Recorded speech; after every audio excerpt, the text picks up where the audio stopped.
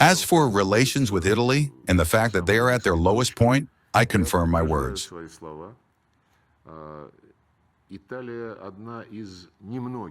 Italy is one of the few countries that is now shunning Russian art.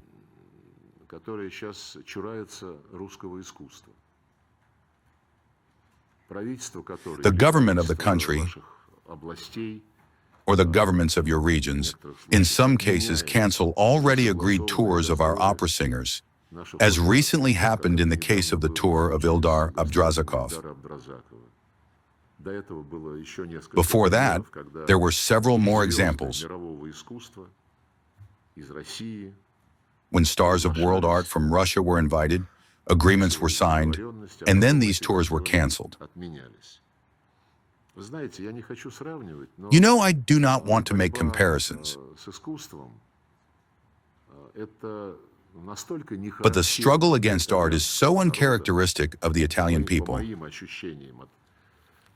Based on my impressions from communicating with Italians, that I do not even know how to talk about it. There are examples, but these examples concern the Nazi regime in Ukraine, where they created an Institute of National Memory and recently adopted another decision stating that Kutuzov, Ivan Bunin, and Alexander Griboidov are symbols of Russian imperialism, and that all of this must be banned.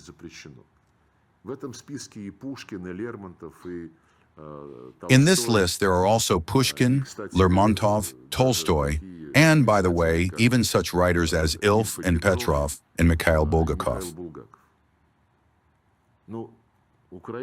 Well, the Ukrainian Nazis have long accustomed the entire world to the fact that this is allowed to them, including by members of NATO and the European Union, first and foremost by members of the European Union.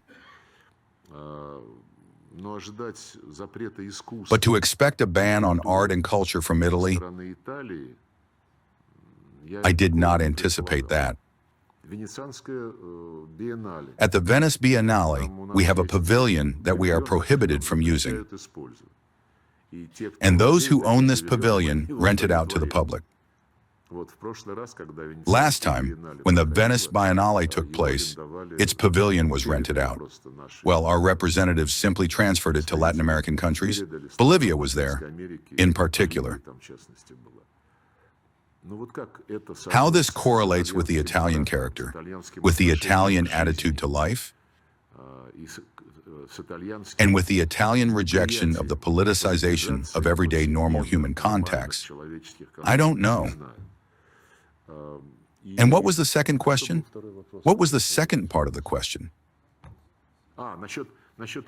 As for whether it is possible to resume relations, President Putin has spoken about this many times. It was not us who interrupted relations. It was not us who closed all the doors to cooperation along the Russia-European Union track and along the Russia-individual EU member states track, especially with such our long-standing, good historical friends and partners as the Italians. Now they ask me, well, Macron said this and Meloni said that, and what about you? Well, you see, this does not sound very serious. It all sounds hypocritical when the leaders of European countries, including those mentioned, for 4 years declare that it is absolutely impossible to sit at the same table with Russia. And then suddenly, when they want to stand out from the chorus that is demanding Russia's strategic defeat, they suddenly say, actually, we need to talk with them.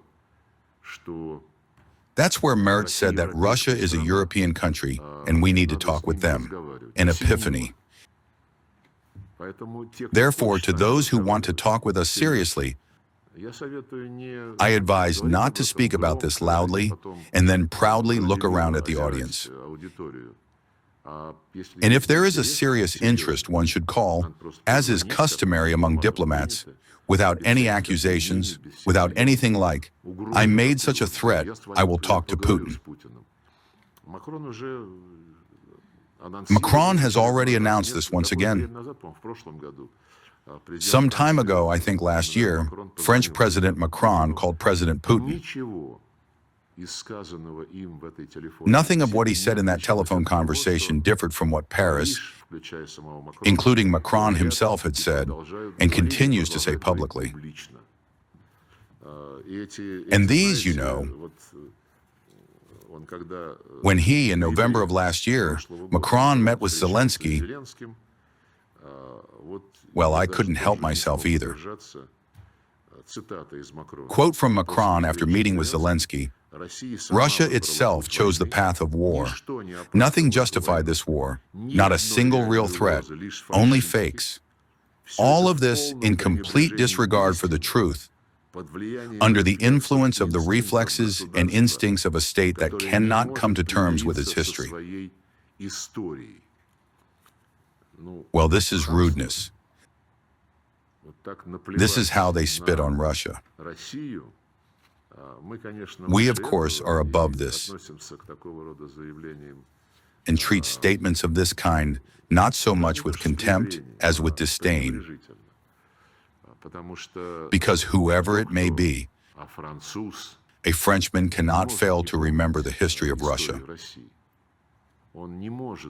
He cannot fail to understand that history does not consist of what Callas said about 19 wars unleashed by Russia against Europe over the last 100 years. It consists of the fact that, starting with Napoleon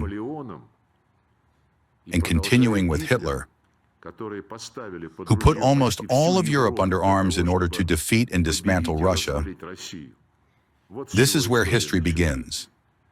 And this is what our people will never give up. I leave these statements to the conscience of Macron, just as I leave the statement that a war between NATO and Russia will begin before 2029. The last person to say this was this very Pistorius. Did I pronounce it correctly? Anyway, in short, he is the German Minister of Defense.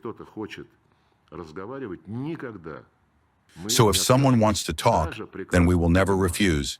Even while perfectly understanding, I will make such a reservation